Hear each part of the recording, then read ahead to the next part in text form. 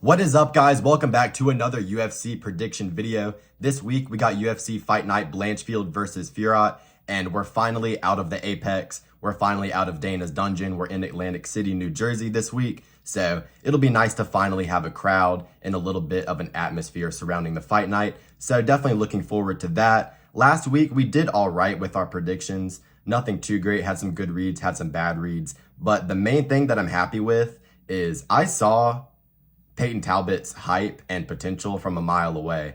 I was looking into his career and his, recent fights even before he was on the Contender Series, and I picked him to win that fight as well before my YouTube channel, but I also was pretty confident he was going to have a pretty dominant showing in his debut, so it was no surprise to me that he destroyed Cameron Simon. A lot of people were picking Simon to beat him, but I knew that Peyton Talbot was going to absolutely bully him. I didn't think that he was going to knock him out stiff like he did, but he did put on an excellent performance, and I got to say that he's definitely going to have a bright future in the bantamweight division. But moving on from that, I'm going to be giving my full card predictions for this week's card, starting with Caolin Loughran versus Angel Pacheco. Our first fight on the card, we got Angel Pacheco versus Caolin Loughran, and in this fight, I am going to be picking Caolin Loughran to get it done by a third-round TKO.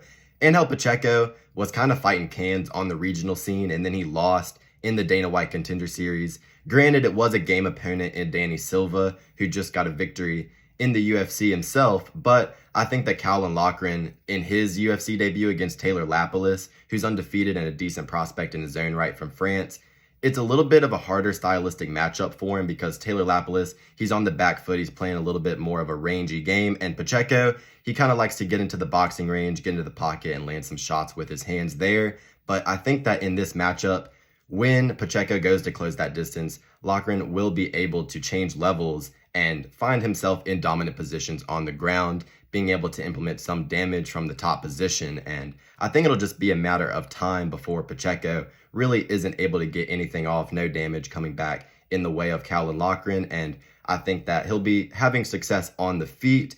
And whenever Pacheco tries to go for a Hail Mary type of boxing combinations, that'll be the exact time that Loughran is able to time a takedown. And I think in the later rounds, he'll be able to find a ground and pound TKO. Give me Kyle Loughran in round 3 by TKO in this first fight of the night. For our next fight on the card, we got Andre Petroski versus Jacob Malkoun. And in this fight, I was a little bit torn, kind of had to look into it a little bit more. But I think that Andre Petroski does have a pretty clear path to victory. I think he'll get it done by decision, to be honest.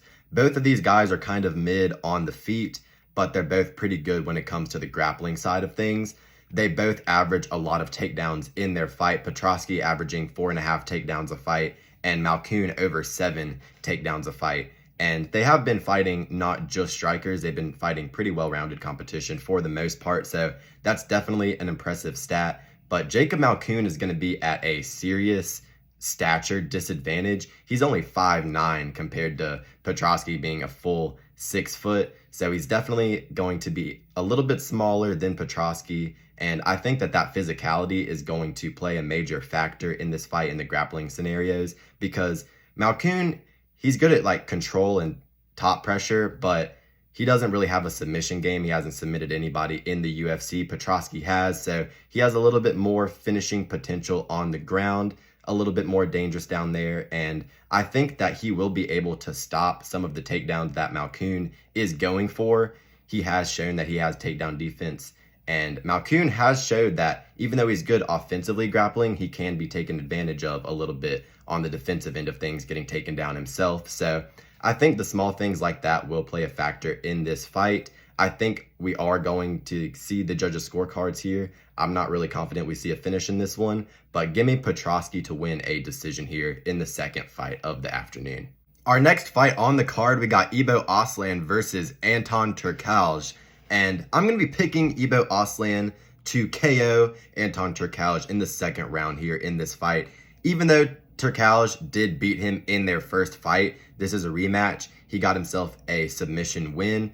I don't think he's going to be able to pull it off here in this fight, simply because Aslan, he has more momentum coming into this fight. He fights super aggressively. We saw that with his KO on the Contender Series. And Turkaj, when he's under pressure, under fire, we saw it against Tyson Pedro. He kind of just wilts, and he doesn't really have very good defensive techniques when he's trying to block shots. And I think that Aslan will be able to take advantage of that. I don't think he's going to be, a super talented prospect in this light heavyweight division. He just kind of is a slugger, but I think he has what it takes to be able to dominate the clinch scenarios if they get there. And I think that on the feet in the boxing range, he's just going to find a good combination on the chin of Turkaj, put him out cold, get himself a nice KO victory in his UFC debut, and that'll probably be all she wrote for the Pleasure Man's UFC career. He'll probably get cut after this one, but we'll see. I wouldn't be surprised if he does find a submission, because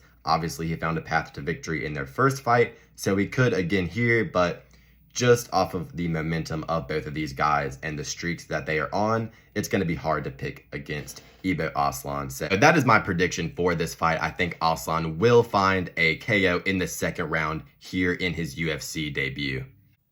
Our next fight on the card, we got Connor Matthews versus Dennis Bazooka. And in this fight, I am going to be picking Connor Matthews to get it done by decision.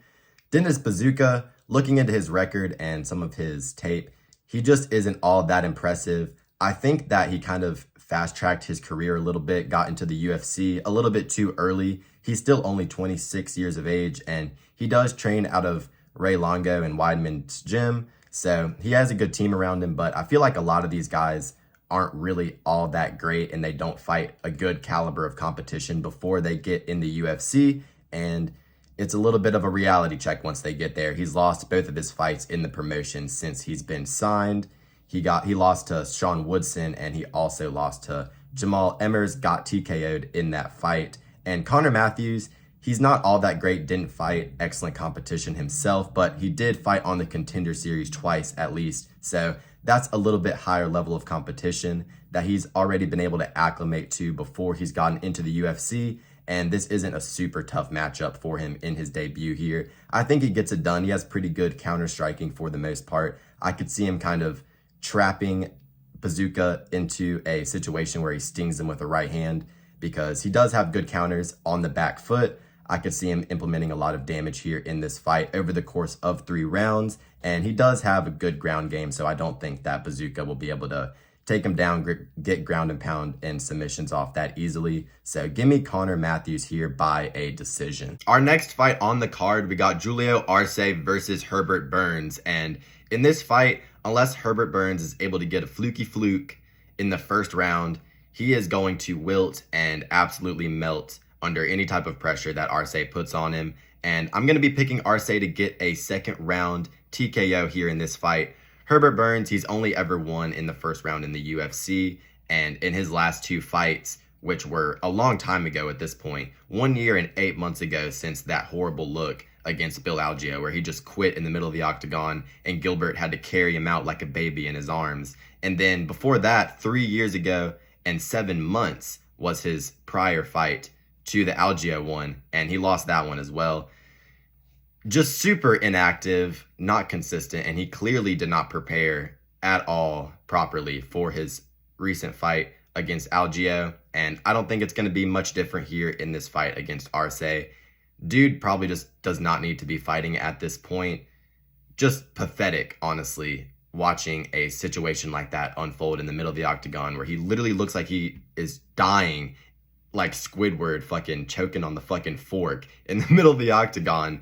And I think that Arce, as long as he doesn't get caught by anything fluky in the first round, he'll be able to get a second round TKO pretty easily here against the shittier Burns brother here in this fight. Our next fight on the card, we got Nate the Train versus Jamal Emmers. And my heart is with Nate the Train. I want him to win. Fan favorite, super fun fight style, always brings it, always puts on a good showing. But I think that Jamal Emmers is going to get the better of him here. Really crisp boxing. He's going to have a reach advantage and a height advantage in this fight. And I think that he's going to be able to keep Nate the Train on the end of his shots here and find himself a decision victory. I think he'll be able to avoid Nate's really downhill pressure style for the most part just by being able to land good counter shots, because Nate does leave himself open a little bit on the feet. We saw that in the Dan Ige fight. And even though this is a significant step down in competition for Nate the Train, 35 years of age now, he's not getting any younger, probably not getting a ton better on a fight-to-fight basis. And I think that Jamal Emmers has a pretty clear path to victory here. Just stick behind the jab, stick behind the straight shots, move around, and don't let Nate the Train kind of get that steamroll effect going on you. And I don't think he'll be able to in this fight here. So give me Jamal Emmers by a decision here in this bout.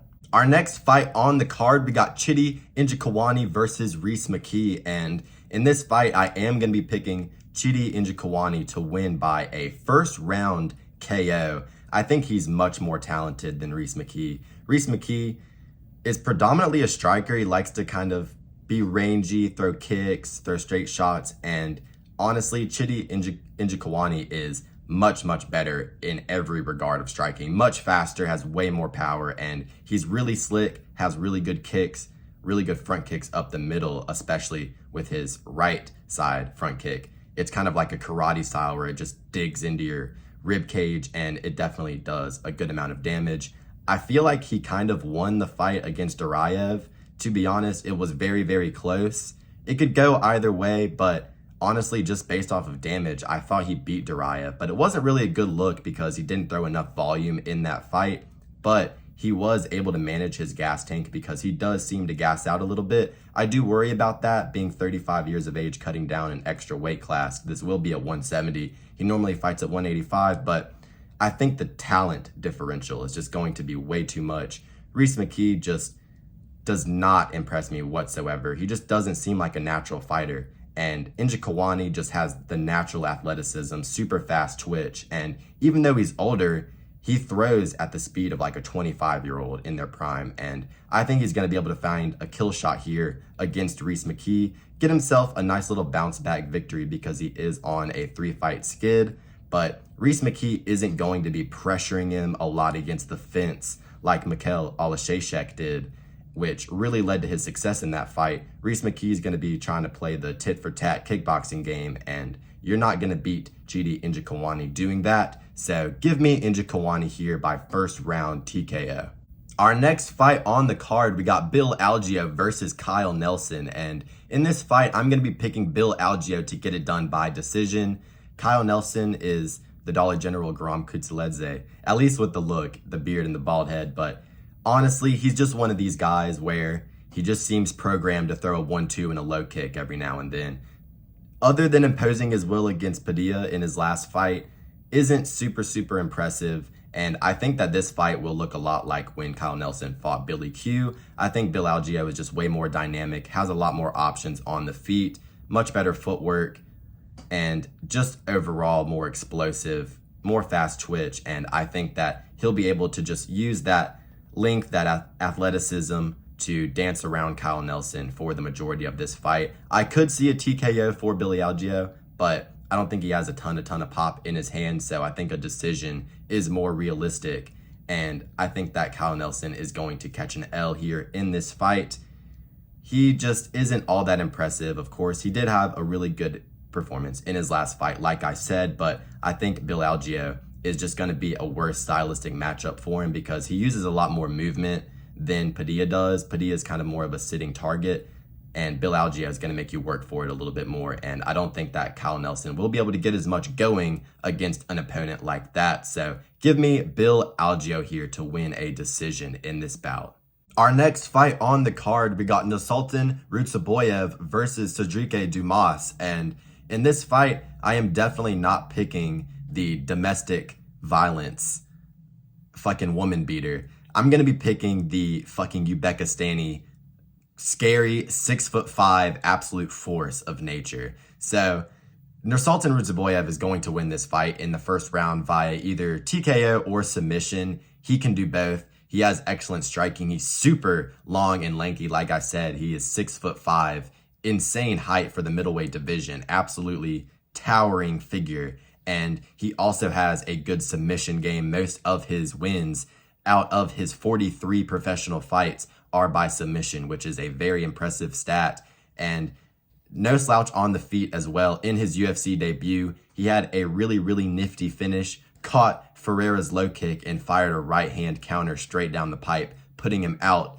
With that and a few ground and pound strikes, I think this dude's going to be a very, very interesting character to have in the budding middleweight division. I mean, you got guys like him, you got Sherrod Bullitt, you got Bo Nickel, and just a bunch of really good prospects on the rise, which I think are going to give us some really intriguing matchups down the line. But I'm really looking forward to Rudzoboyev making another appearance here in the UFC against a slightly higher level of competition. But Ferreira's good, though. That's a good win to have on paper because he just won in his last fight as well, even though it was against Phil Hawes. So it's not like he beat an absolute can in his UFC debut. I think that he is going to be able to get to the top 15 pretty quickly, and hopefully he'll be able to get himself a win in this matchup. But yeah, I'm definitely going to Sultan Rudzoboyev round 1 finish, probably by submission. I think he'll rock Dumas and then latch him up in a darts or something along those lines. And Dumas, I mean, he lost to Josh Fremd,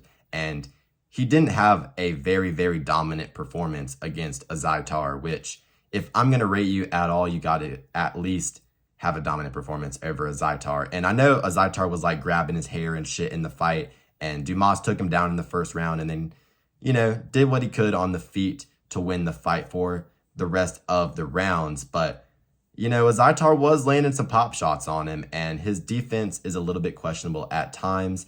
And of course, like I said, he beats women and he's a domestic abuser. Just look into that. I'm not picking that motherfucker against the absolute murderer-looking motherfucker, Rudzoboyev, who literally looks like, you know, he teamed up with Shavkat to, you know, assassinate you for Xi Jinping. So going Nursultan Rudzoboyev, round 1 finish. Looking forward to seeing this budding middleweight prospect in the future as well. And I won't back down.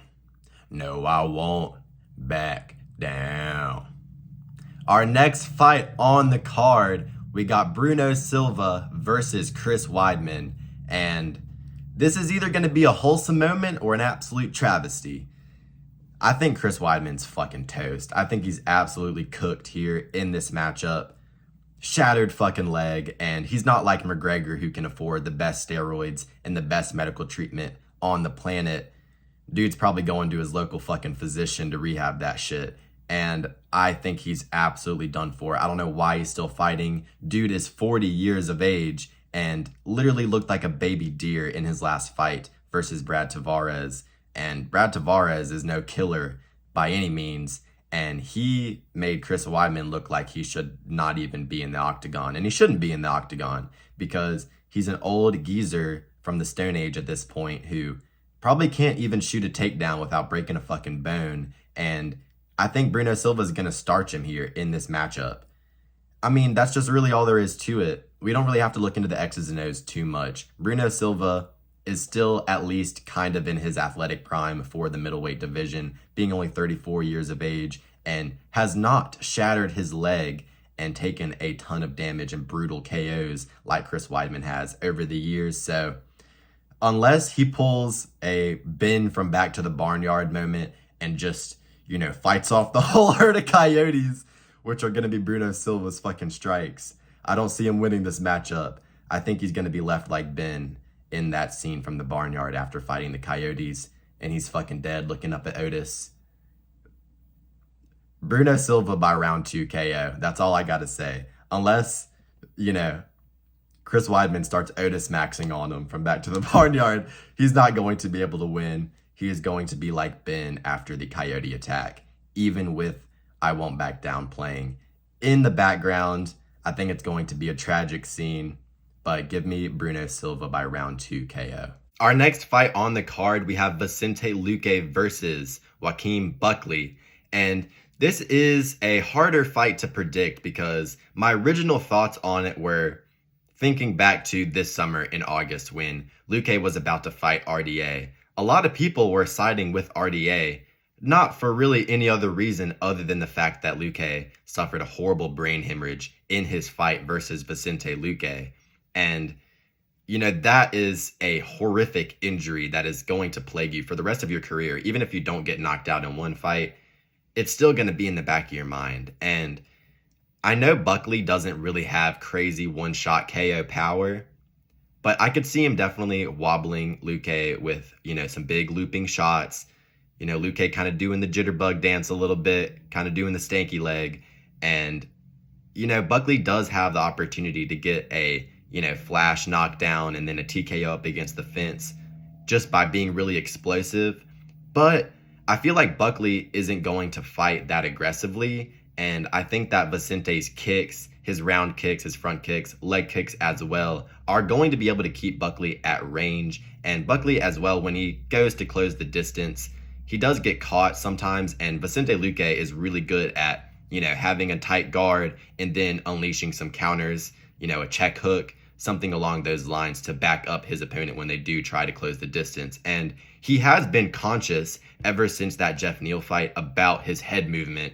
And I think he's definitely been improving that. He's a crafty, grizzled veteran, and I think that he does get the job done here. There is a risk factor. Buckley is unpredictable and pretty explosive, but with Vicente being conscious about his head movement, making sure he gets his defense better and not just shelling up, working on head movement, footwork, being able to get off the center line, I think that along with his really good Muay Thai, like I said, he has really good kicks, and he does have a lot of pop in his hands. And he showed in his last fight, he can change levels if he needs to. He has a submission game as well. Super well-rounded. I think that Vicente Luque is going to get a very good victory here. I think he's going to get a nice 30-27 over Buckley in this matchup. Moving on to the main event of the evening, Aaron Blanchfield versus Menon Fiorot. And I'm going to be picking Aaron Blanchfield to get it done by a decision here in this matchup. Of course, Fiorot did have a decent performance over Rose in her last outing, but Rose did have a broken hand in that fight. And whenever they would close the void and close the distance between them, and Fiorot didn't really have that space to be able to work, she seemed a little bit uncomfortable in the pocket in that close quarter scenario. And I think when Blanchfield does close that distance in this fight, she'll be able to level change and get the takedown pretty easily here. And I don't think that Fiorot's really going to be fighting tenaciously to get up. And if she does, I could see her using a lot of energy, which will take a lot of the sting off of her shots, leading Aaron Blanchfield to have a lot less to worry about on the feet, making getting the takedowns even easier going forward from there. Don't get me wrong, Aaron Blanchfield is a little bit small for the division. I could see Fiorot kind of muscling her around a bit in this matchup, especially with her being the younger girl as well, only 24 years of age. So that does make a pretty big difference in WMMA as well.